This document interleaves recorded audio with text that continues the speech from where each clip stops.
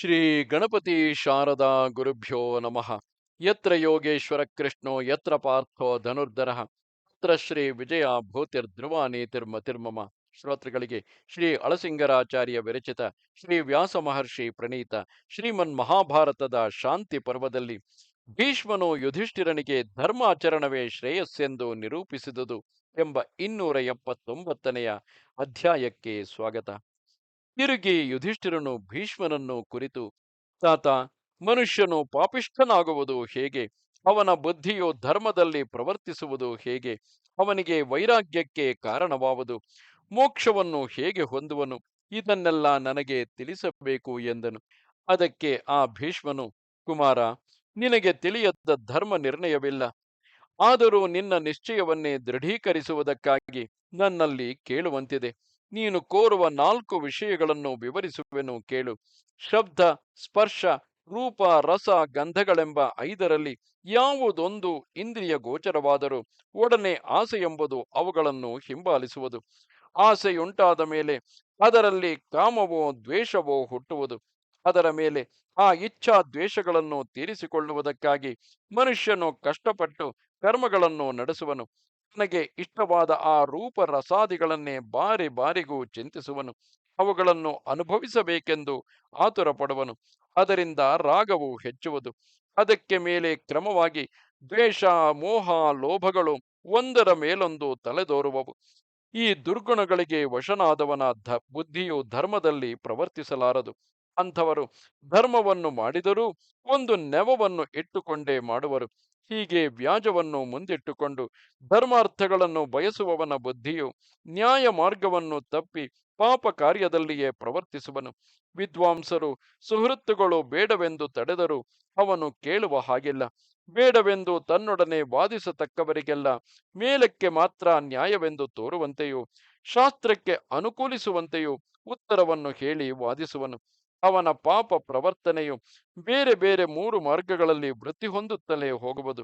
ಎಂದರೆ ಅವನು ಮನಸ್ಸಿನಲ್ಲಿಯೂ ಪಾಪವನ್ನೇ ಚಿಂತಿಸುತ್ತಿರುವನು, ಬಾಯಿಂದಲೂ ಪಾಪವನ್ನೇ ಆಡುವನು, ಕಾರ್ಯದಲ್ಲಿಯೂ ಪಾಪವನ್ನೇ ನಡೆಸುವನು.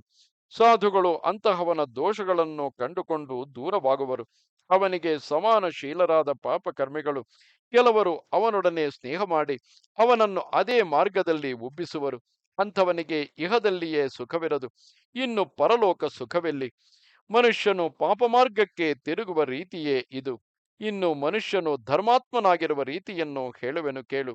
ಅಂಥವನ ಬುದ್ಧಿಯು ಇತರರ ಕ್ಷೇಮವನ್ನೇ ಚಿಂತಿಸುತ್ತಿರುವುದರಿಂದ ತಾನು ಕ್ಷೇಮವನ್ನು ಹೊಂದುವನು. ಇತರರಿಗೆ ಕುಶಲವನ್ನೇ ಆಚರಿಸುವ ಕರ್ಮದಿಂದ ತಾನು ಇಷ್ಟವಾದ ಗತಿಯನ್ನು ಹೊಂದುವನು.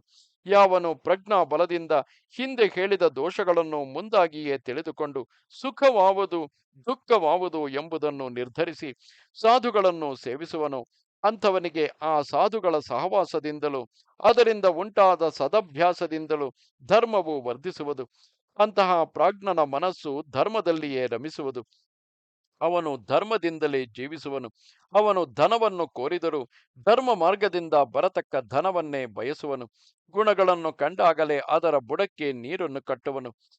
ಈ ವಿಧವಾದ ಧರ್ಮಾತ್ಮನಾದವನು ಒಳ್ಳೆ ಮಿತ್ರರನ್ನು ಪಡೆಯುವನು. ಒಳ್ಳೆ ಮಿತ್ರರನ್ನು, ಧರ್ಮಾರ್ಜಿತವಾದ ಧನವನ್ನು, ಸತ್ಸಂತಾನವನ್ನು ಪಡೆಯುವುದರಿಂದ ಇಹಪರಗಳೆರಡರಲ್ಲಿಯೂ ಆನಂದಿಸುವನು.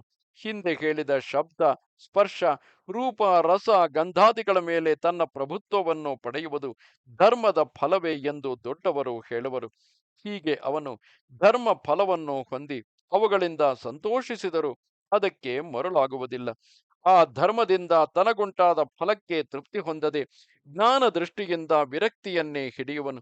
ಹೀಗೆ ರಸ ಗಂಧಾದಿಗಳಲ್ಲಿ ತೃಪ್ತಿ ಹೊಂದದೆ ಅದರಲ್ಲಿ ದೋಷಗಳನ್ನೇ ಕಾಣುತ್ತಾ ಆ ಶಬ್ದಾದಿಗಳಲ್ಲಿ ಮನಸ್ಸನ್ನು ತಗುಲಿಸದಿದ್ದಾಗಲೇ ಅವನು ಕಾಮದಿಂದ ಮುಕ್ತನಾದನೆಂದು ತಿಳಿ.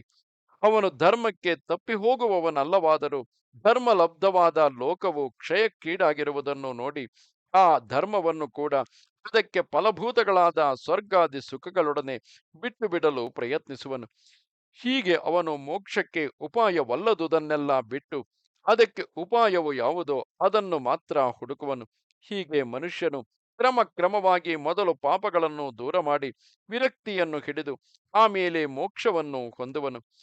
ಕುಮಾರ, ನೀನು ಕೋರಿದಂತೆ ಪಾಪವನ್ನು ಧರ್ಮವನ್ನು, ನಿರ್ವೇದವನ್ನು, ಮೋಕ್ಷವನ್ನು ಹೊಂದುವ ಮಾರ್ಗಗಳನ್ನೆಲ್ಲ ನಿನಗೆ ವಿವರಿಸಿದೆನು. ಆದುದರಿಂದ ನೀನು ಸರ್ವಾವಸ್ಥೆಯಲ್ಲಿಯೂ ಧರ್ಮದಲ್ಲಿಯೇ ಪ್ರವರ್ತಿಸಬೇಕು. ಅಂತಹವರಿಗೆ ಶಾಶ್ವತ ಸಿದ್ಧಿಯುಂಟಾಗುವುದು ಎಂದನು. ಇದು 279ನೆಯ ಅಧ್ಯಾಯವು. ನಮಸ್ತೆ ಶಾರದೆ ದೇವಿ, ಕಾಶ್ಮೀರ ಪುರವಾಸಿನಿ, ತ್ವಾಮಹಂ ಪ್ರಾರ್ಥೆಯೇ ನಿತ್ಯಂ, ವಿದ್ಯಾದಾನಂಚ ದೇಹಿಮೆ. ನಮಸ್ಕಾರ.